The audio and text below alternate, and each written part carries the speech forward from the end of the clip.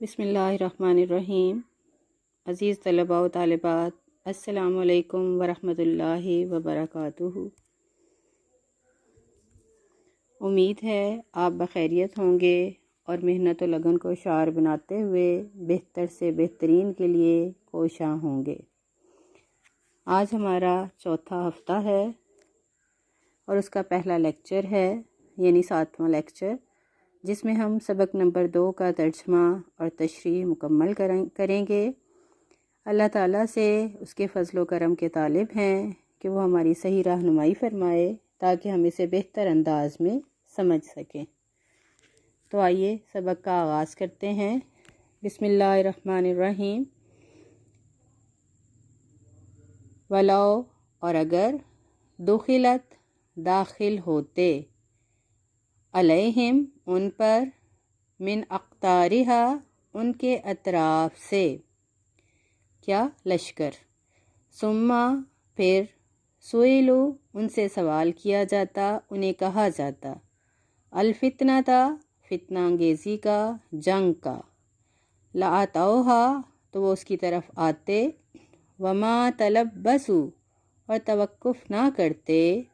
بہا، اس میں آنے سے، الا یسیر، مگر بہت کم۔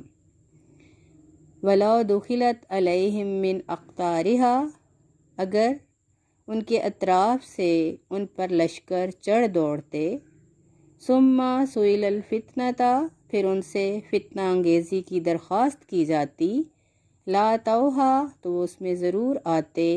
وما تلبسوا بہا الا یسیر، اور اس سے نہ توقف کرتے، نہ ٹھہرتے، مگر بہت کم۔ اس آیت کریمہ میں اللہ تعالیٰ ارشاد فرماتا ہے کہ اگر خدا نخواستہ دشمن کا لشکر شہر مدینہ میں داخل ہو جائے اور منافقین کو مسلمانوں کے خلاف جنگ کرنے کی دعوت دے دے، تو یہ لوگ اسلام دشمنی کے باعث جو ان کے دلوں میں پوشیدہ ہے، اسی وقت ہتھیار سجا کر دشمن کے جھنڈے تلے جمع ہو جائیں گے۔ پھر نہ انہیں اپنے بال بچے کا خیال ستائے گا اور نہ اپنے گھروں کی حفاظت کا فرض یاد رہے گا۔ تمام چیزوں کو نظر انداز کرتے ہوئے اسلام کو مٹانے کے جوش میں کفار کے لشکر میں شریک ہو جائیں گے۔ اگلی آیت میں پھر فرمایا، وَلَقَدْ، اور تحقیق، کانو، تھے، عاہدو، عہد کر چکے، وعدہ کر چکے، اللہ، اللہ تعالیٰ سے، من قبل، اس سے پہلے، لا یولون، نہ پھیریں گے، الادبار، پیٹھ، دبر کی جمع ہے پیٹھیں، وکان، اور ہے، عہد اللہ، اللہ کا وعدہ، مسئولہ، پوچھا جانے والا، وَلَقَدْ، تحقیق، قانو، عہد اللہ، اللہ سے وعدہ کر چکے ہیں، من قبل، اس سے پہلے، لا یولون الادبار، کہ پیٹھ نہیں پھیریں گے، وکان عہد اللہ، اور ہے اللہ تعالیٰ کا وعدہ، مسئولاً، قابل باز پرس۔ اب کیفیت پھر ذکر کی جا رہی ہے کہ آج تو یہ بھاگ جانے کی تدبیریں سوچ رہے ہیں، حالانکہ اس سے پہلے لمبے چوڑے دعوے کیا کرتے اور قسمیں کھاتے کہ ہم اسلام کے لیے جان دے دیں گے، خون کا آخری قطرہ بہا دیں گے، اور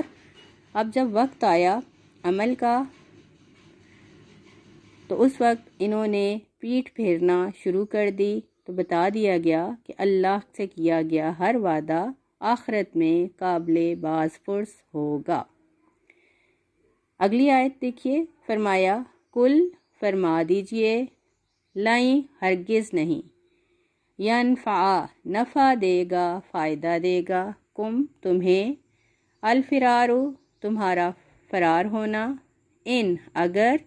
فرار تم بھاگنا چاہو، من الموت، موت سے، او القتل، یا قتل سے، وَإِذًا، اور اس صورت میں، لا تمتعون، تم نہ نفع اٹھا سکو گے، نہ لطف اندوز ہو سکو گے، الا قلیل، مگر بہت کم، قل لن ینفعکم الفرار، فرما دیجئے ہرگز نفع نہ دے گا تمہارا بھاگنا، ان فرر تم من الموتی او القتل، اگر تم بھاگنا چاہتے ہو موت سے یا قتل سے، وَإِذًا لَّا تُمَتَّعُونَ إِلَّا قَلِيلٌ، اور تم لطف اندوز نہ ہو سکو گے مگر تھوڑی مدت۔ اللہ تعالیٰ فرماتے ہیں اے محبوب صلی اللہ علیہ وآلہ وسلم، آپ انہیں فرما دیجئے کہ اگر تم موت اور قتل سے بچنے کے لیے میدان جنگ سے بھاگ جانا چاہتے ہو تو تمہارے جیسا نادان اور کون ہوگا۔ یاد رکھو موت سے کسی کو مفر نہیں۔ یہاں اگر میدان جنگ میں قتل ہونے سے تم بچ بھی گئے تو کیا ہمیشہ زندہ رہو گے؟ آج نہیں تو کل ہر نفس کو موت کا مزہ چکھنا ہے۔ آگے ارشاد فرمایا کل فرما دیجئے من کون ہے ذلذی وہ ذات یا سیموکم جو تمہیں بچا سکے من اللہ اللہ تعالیٰ سے ان اگر ارادہ وہ ارادہ فرمائے بکم تمہارے ساتھ سوءن برائی کا عذاب دینے کا او یا ارادہ فرمائے بکم تم پر رحمتاً رحمت فرمانے کا ولا یجدون اور نہیں وہ پائیں گے لہم اپنے لیے من دون اللہ اللہ کے سوا ولین کوئی دوست ولا نصیر اور نہ کوئی مددگار۔ کل من ذلذی یعصمکم من اللہ فرما دیجئے کون ہے جو تمہیں بچا سکتا ہے اللہ تعالیٰ سے ان ارادہ بکم سوءن اگر وہ تم سے برائی کا یا عذاب دینے کا ارادہ کرے او ارادہ بکم رحمہ یا تم پر رحمت فرمانا چاہے ولا یجدون لہم نہیں پاؤ گے اس کے سوا من دون اللہ اللہ کے سوا ولیم ولا نصیر نہ کوئی دوست نہ مددگار۔ یہاں پر فرما دیا گیا کہ اگر تم عذاب سے جان چھڑانا چاہتے ہو تو اگر اللہ تعالیٰ تمہارے لیے عذاب مقدر کر دے تو کوئی ہستی ایسی نہیں جو تمہیں عذاب سے بچا سکے۔ اور پھر فرمایا کہ اگر تم چاہتے ہو کہ اللہ تم پر رحمت فرمانا چاہے تو یقیناً وہ رحم فرمانے والا ہے، لیکن اگر اللہ تعالیٰ اپنی امداد کا ہاتھ کھینچ لے اور اپنی تائید و نصرت سے تمہیں محروم کر دے تو پھر کون تمہاری مدد کرے گا؟ اس لیے جھوٹی امیدوں میں گرفتار ہو کر اپنے آپ کو خواہ مخواہ عذاب کا مستحق نہ بناؤ۔ قد بے شک یعلم خوب جانتا ہے اللہ تعالیٰ المعوقین رکاوٹ ڈالنے والوں کو منکم تم میں سے والقائلین اور کہنے والوں کو لاخوانہم اپنے بھائیوں سے ہلما آ جاؤ الینا ہماری طرف ولا یاتون اور وہ نہیں آتے الباسا جنگ میں الا قلیل مگر برائے نام بہت کم۔ قد یعلم اللہ المعوقین منکم بے شک اللہ تعالیٰ جانتا ہے تم میں سے رکاوٹ ڈالنے والوں کو والقائلین لاخوانہم اور اپنے بھائیوں سے کہنے والوں کو ہلما الینا ہماری طرف آ جاؤ ولا یاتون الباسا اور خود بھی جنگ میں نہیں آتے الا قلیل مگر بہت کم۔ اس آیت میں بتا دیا گیا منافقین کو مخاطب کرتے ہوئے کہ تم لوگوں کے دلوں میں خوف و ہراس پیدا کرتے ہو اور اسلام کے مستقبل سے انہیں بدظن کرتے ہو، یعنی جہاد میں شرکت کرنے سے روکتے ہو۔ تو کیا تم یہ سمجھتے ہو کہ اللہ تعالیٰ تمہاری ان حرکتوں سے واقف نہیں؟ بتا دیا قد یعلم بے شک وہ خوب جانتا ہے اور پھر تمہیں ضرور وہ سزا مل کر رہے گی جس کے تم مستحق ہو۔ پھر آگے ذکر فرمایا کہ تم جنگ میں نہیں آتے مگر دکھاوے کے لیے کہ سارا دن میں ایک آدھ چکر میدان جنگ کا لگا لیا، تو اللہ تعالیٰ اس حقیقت سے بھی بے خبر نہیں، وہ تمہاری چالوں کو خوب جانتا ہے۔ اس سے آگے ارشاد فرمایا اشحتاً بہت بخیل ہیں علیکم تمہارے معاملے میں فائزہ پس جب جاء آ جائے الخوف ان پر خوف، رائتہم تو آپ انہیں دیکھیں گے، ینظرون کہ وہ دیکھتے ہیں، الیکا آپ کی طرف، کیسے کہ تدور گھوم رہی ہوتی ہیں، اعینہم ان کی آنکھیں، کالذی اس شخص کی مانند، یخشا غشی طاری ہو جائے، علیہ جس پر، من الموت موت کی، فائزہ پس جب، ذہبا چلا جائے، دور ہو جائے، الخوف خوف، سلقوکم تم سے ملتے ہیں، بِأَلْسِنَةٍ زبانوں کے ساتھ، حدادٍ تیز زبانوں کے ساتھ، اشہتاً سخت بخیل ہیں، علی الخیر مال غنیمت کے لیے، اولئک یہی وہ لوگ ہیں، لم یؤمنوا جو ایمان نہیں لائے، فأحبط اللہ پس ضائع فرما دیا اللہ تعالیٰ نے، اعمالہم ان کے اعمال کو، وکان اور ہے، ذالک ایسا کرنا، یہ بات، علی اللہ اللہ تعالیٰ پر، یسیراً آسان، اشہتاً علیکم تمہارے معاملے میں سخت بخیل ہیں، فَإِذَا جَاءَ الْخَوْفُ جب ان پر خوف آ جائے، رَأَيْتَهُمْ تو آپ انہیں دیکھیں گے، يَنظُرُونَ إِلَيْكَ تَدُورُ أَعْيُنُهُمْ کہ وہ آپ کی طرف اس طرح دیکھتے ہیں کہ ان کی آنکھیں گھوم رہی ہوتی ہیں، کالذی اس شخص کی مانند، یغشی علیہ من الموت جس پر موت کی غشی طاری ہو، فَإِذَا ذَهَبَ الْخَوْفُ جب خوف دور ہو جائے، سَلَكُوكُمْ بِأَلْسِنَةٍ حِدَادٍ تو پھر تیز زبانوں سے تمہیں ملتے ہیں، اشہتاً علی الخیر سخت بخیل ہیں مال غنیمت کے سلسلے میں، اولئک یہی وہ لوگ ہیں، لم یؤمنوا جو ایمان نہیں لائے، فأحبط اعمالہم پس ضائع فرما دیا اللہ تعالیٰ نے ان کے اعمال کو،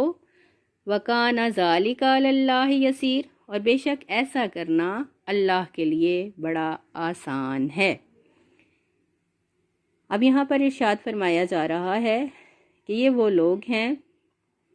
کہ جب انہیں جہاد میں تیاری کے لیے مال دینے کی دعوت کی دی جاتی ہے تو اس وقت سخت بخل کا مظاہرہ کرتے ہیں، اور میدان جنگ میں جب ان پر خوف طاری ہوتا ہے تو ان کی حالت دیکھنے والی ہوتی ہے۔ گویا ذکر کیا گیا، تشبیہ دی گئی کہ ان کی آنکھیں گھومنے لگتی ہیں اور یوں محسوس ہوتا ہے کہ موت کے فرشتے نے ان کی شاہرگ پر ہاتھ رکھ دیا ہے، یعنی جو مرنے والے کی کیفیت ہے وہی ان بزدلوں کی کیفیت ہوتی ہے۔ پھر اس کے بعد ذکر کیا کہ جب خوف چلا جاتا ہے، یعنی جنگ میں فتح حاصل ہو جاتی ہے، تو پھر وہ تیز زبانوں کے ساتھ تم سے ملتے ہیں، یعنی تمہارے بارے میں طرح طرح کی باتیں کرتے ہیں اور مال غنیمت کے سلسلے میں حریص نظر آتے ہیں۔ باتیں کرنے سے مراد یعنی یہ وہ لوگ ہیں جو تمہیں کہتے ہیں تمہارا جنگی منصوبہ ناقص تھا، تم نے اپنے فرض ادا کرنے میں غفلت برتی، تم نے صحیح انداز سے میدان جنگ میں فتح حاصل کرنے کے لیے منصوبہ بندی نہیں کی، لیکن جب مال غنیمت کی تقسیم کا وقت آتا ہے تو اس وقت گویا یہ سب سے زیادہ حریص نظر آتے ہیں۔